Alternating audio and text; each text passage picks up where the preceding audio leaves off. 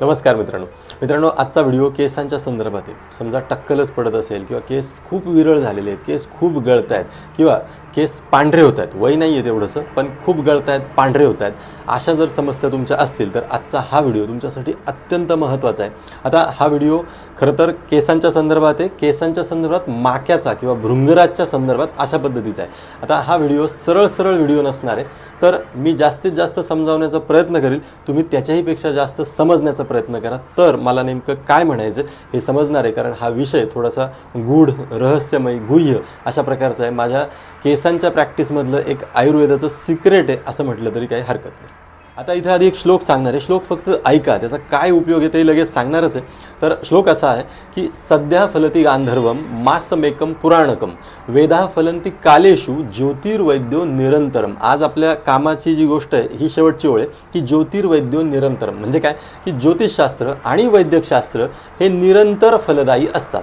आता इथे याचा काय उपयोग, तर माक्याची म्हणजे ह्या भृंगराची, हा जो आहे हा भृंगराज आहे म्हणजे माका आहे केसांसाठी, याला केश म्हटलं जातं किंवा केशरंजन म्हटलं जातं, याला मार्कव असंही म्हटलं जातं. आणि याचीच जी पुढची आता 3 नावं सांगणार आहेत ती आज आपल्या दृष्टीने अत्यंत महत्त्वाची आहेत. याला रविप्रिय म्हटलं जातं, याला पितृप्रिय म्हटलं जातं आणि याला सूर्यावर्त असं सुद्धा म्हटलं जातं. मग आता याचा आम्हाला काय उपयोग, तर बघा मागाशी मी सांगितलं की ज्योतिर्वैद्यो निरंतरम म्हणजे काय, तर ज्योतिषशास्त्र आणि वैद्यकशास्त्र. आता इथे सुश्रुताचार्यांनी असं सांगितलेलं आहे की तुमच्या कुठल्याही एका शास्त्राचं उपबृहन करण्यासाठी किंवा ते शास्त्र व्यवस्थित किंवा त्यातला जो काही रहस्यमयी भाग आहे तो जर तुम्हाला समजून घ्यायचा असेल तर त्या एकाच शास्त्रावर अवलंबून राहू नका, इतर शास्त्रांचा सुद्धा अभ्यास करा, जेणेकरून तुमचं शास्त्र तुम्हाला व्यवस्थित कळेल. आता इथे आपल्याला आयुर्वेदशास्त्र समजून घ्यायचे केसांच्या संदर्भात, केस गळतीच्या संदर्भात, टक्कल पडते त्याच्यावरती केस व्यवस्थित कसे उगवतील किंवा उगवतील की नाही हे समजून घ्यायचे. तर इथे आयुर्वेदशास्त्र तर उपयोगाला येणारच आहे, मग ज्योतिषशास्त्र कसं उपयोगाला येणार आहे ते मला सांगायचं. तर त्याआधी अजून एक बेसिक कन्सेप्ट पुन्हा समजून घ्या. मी मगाशी सांगितलं की व्हिडिओ खूप सरळ नसणार आहे की हे घ्या ते घ्या आणि मग केस उगतील वगैरे, असा नसणार आहे. तर मी समजावून सांगण्याचा प्रयत्न करेल, तुम्ही जास्त समजून घेण्याचा प्रयत्न करा. तर आता एक बेसिक कन्सेप्ट काय, आपलं हे जे शरीर आहे हे शरीर आपल्याला आपल्या आईकडून आणि वडिलांकडून आलेलं आहे. आता हे तर सगळ्यांना मान्य आहे किंवा सगळ्यांना माहीतच आहे. आता याच्यासाठी आयुर्वेदाने काही शब्द वापरलेले आहेत. शब्द असा वापरला आहे की आपल्या शरीरातले काही शरीर घटक हे मातृज असतात म्हणजे आईकडून आपल्याला आलेले असतात आणि काही शरीर घटक हे पितृज असतात म्हणजे पित्याकडून आपल्याला आलेले असतात किंवा त्या शरीर घटकांवर पित्याच्या प्रकृतीचा, पित्याच्या शरीराचा परिणाम जास्त झालेला असतो.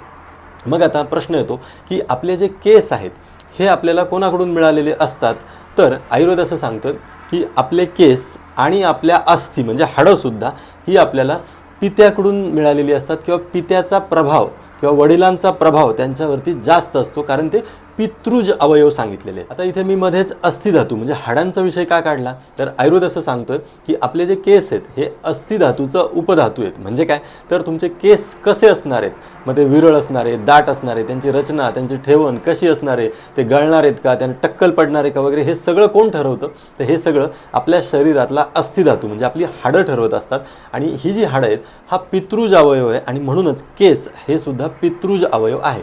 मग आता याचा आणि आजच्या आपल्या विषयाचा काय संबंध, तर बघा माका म्हणजे हा जो भृंगराज आहे याला रविप्रिय म्हटलेलं आहे, पितृप्रिय म्हटलेलं आहे आणि सूर्यावर्त म्हटलेलं आहे.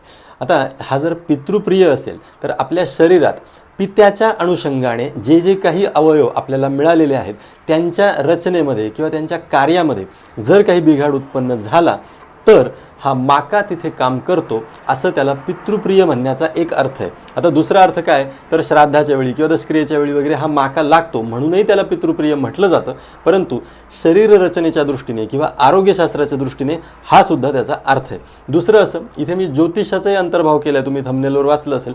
तर आता इथे ज्योतिषाचा काय संबंध किंवा ज्योतिषशास्त्राचा काय संबंध, तर बघा ज्योतिषशास्त्रामध्ये आपल्या पित्याचा जो कारक सांगितलेला आहे तो सूर्य सांगितलेला आहे. जर तुम्ही ज्योतिषशास्त्राचा थोडा तुमचा परिचय असेल तर तुम्हाला हे माहीत असेल की मातेचा कारक चंद्र आहे आणि पित्याचा कारक हा सूर्य आहे. आणि ह्याच माक्याला सूर्यावर्त किंवा रविप्रिय अशी सुद्धा नावं आहेत. म्हणजे ज्योतिषशास्त्राच्या अनुषंगाने आणि आयुर्वेदशास्त्राच्या अनुषंगाने हा जो माका आहे हा एकाच ठिकाणी येऊन पोहोचतो.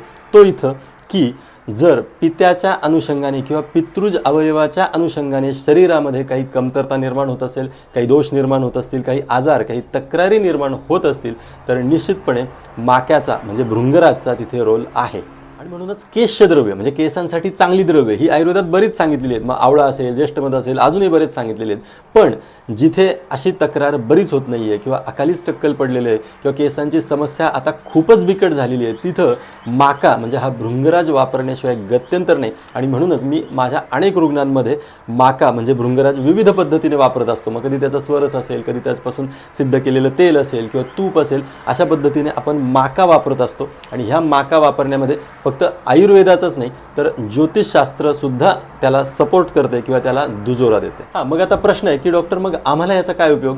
जर तुम्हाला माका म्हणजे भृंगराज उपलब्ध असेल तुमच्याकडे तर तुम्ही याचा स्वरस म्हणजेच रस काढून तुमच्या डोक्याला किंवा केसांना लावू शकता. त्याचा चांगला फायदा होतो, यात काही शंका नाही.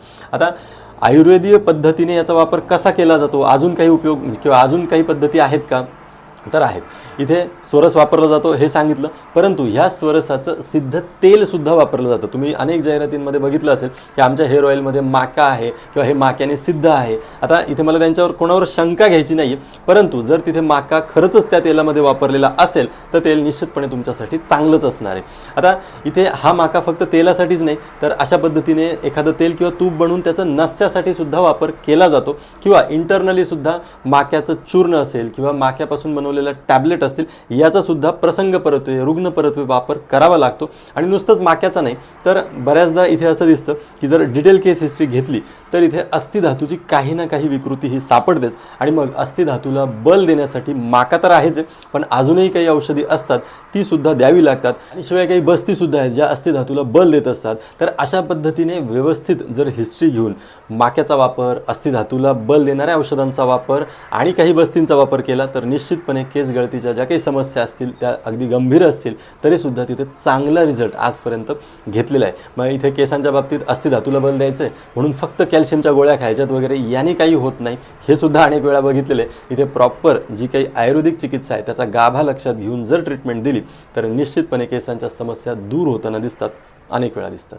असो, तर आज हा थोडासा वेगळा विषय होता, गुह्य किंवा गूढ विषय होता.